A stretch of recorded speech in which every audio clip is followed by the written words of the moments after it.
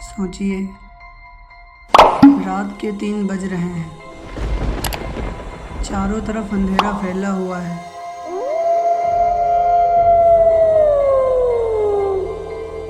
और आप अपने फ़ोन के कैमरे के सामने अकेले खड़े हैं। यही हाल था रितिका का। रितिका 23 साल की लखनऊ की एक कंटेंट क्रिएटर थी। उसका शो था नो फिल्टर नाइट्स। लोग उसे इसलिए फॉलो करते थे क्योंकि वो हमेशा सच बोलती थी। ना कोई मेकअप, ना कोई फिल्टर, बस सच और थोड़ा डर। एक दिन रितिका ने फैसला किया कि वो लाइव आएगी औरलिया हवेली से।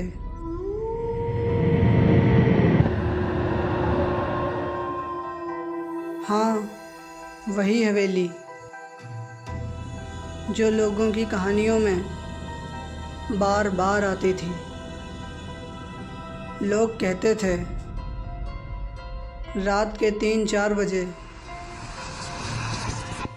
वहाँ दरवाजे अपने आप खुलते हैं। अजीब सी आवाज़ें आती हैं और जो भी वहाँ जाता डर के मारे चिल्लाता है। रितिका ने सोचा परफेक्ट कंटेंट बनेगा। रितिका ने अपने 3 दोस्तों को बुलाया। अमन जो साउंड एडिटिंग संभालता था, साक्षी जो कैमरा ऑपरेटर थी और नीरज जो असिस्टेंट था।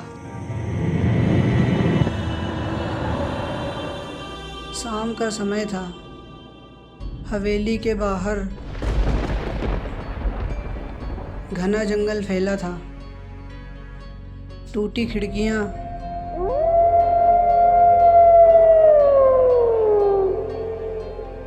टूटे दरवाजे और हवा कुछ अजीब सी थी। रितिका ने फ़ोन ऑन किया, लाइव स्ट्रीम शुरू की और उसने बोला, नमस्कार दोस्तों, स्वागत है आपका नो फिल्टर नाइट्स में। आज हम हैं औरलिया हवेली में।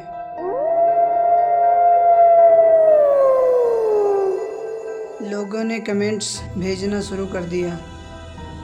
क्या कोई वहाँ है? पीछे देखो। हेलो रितिका। जैसे ही साक्षी ने हॉल में कैमरा घुमाया,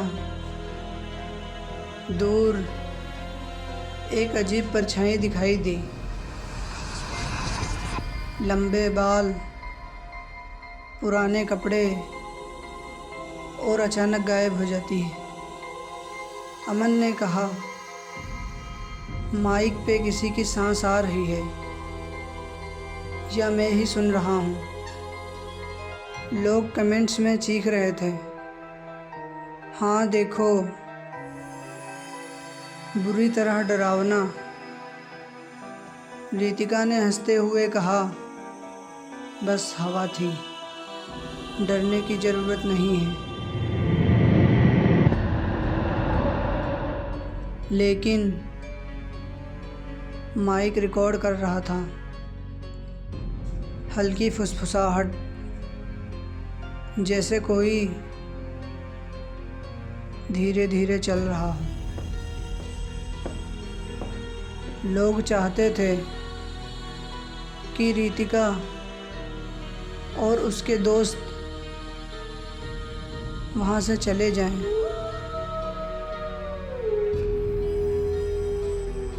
हवा तेज थी,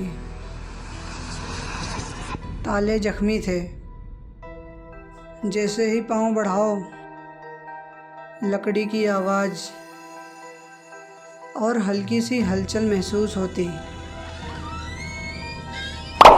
दिल की धड़कनें तेज होती गई।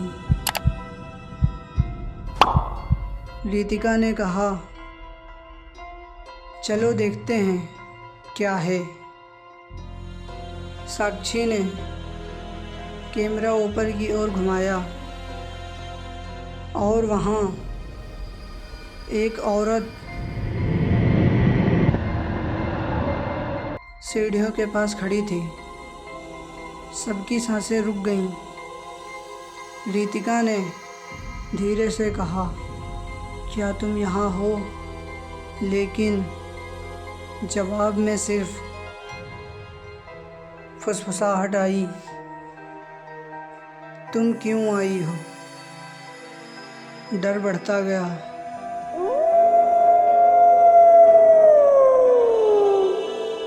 और फुसफुसाहट धीरे धीरे तेज होती गई। कैमरे में देखा, वो धीरे धीरे पास आ रही थी।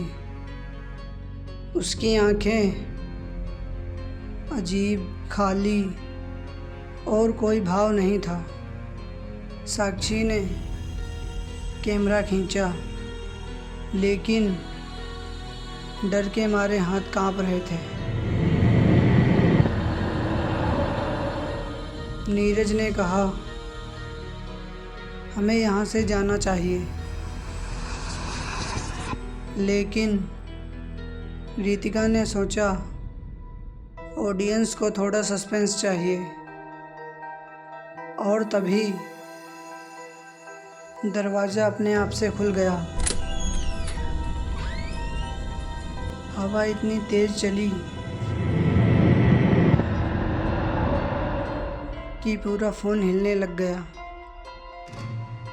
लाइव स्ट्रीम पर दर्शक चिल्ला रहे थे, रितिका पीछे देखो, रितिका पीछे देखो। सब लोग बेसमेंट की ओर गए।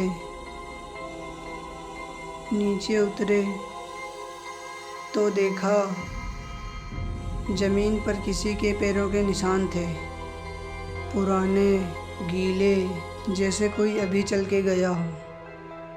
साक्षी ने धीरे से कहा, ये किसी के पैरों के निशान हैं। और तभी कैमरे में दिखा कि कोई नीचे खड़ा है।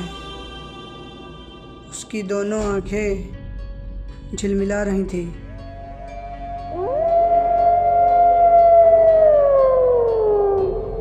और अचानक गायब हो जाता है। सिर्फ खाली हवा और धुंधला अंधेरा रह गया। रितिका ने फ़ोन से लाइव स्ट्रीम बंद करने की कोशिश की, लेकिन जैसे ही उसने एंड लाइव दबाया, पीछे से कोई हल्की आवाज़ आई। अमन ने कैमरा घुमाया, लेकिन वहाँ कोई नहीं था। अगली सुबह रितिका का फ़ोन डेड।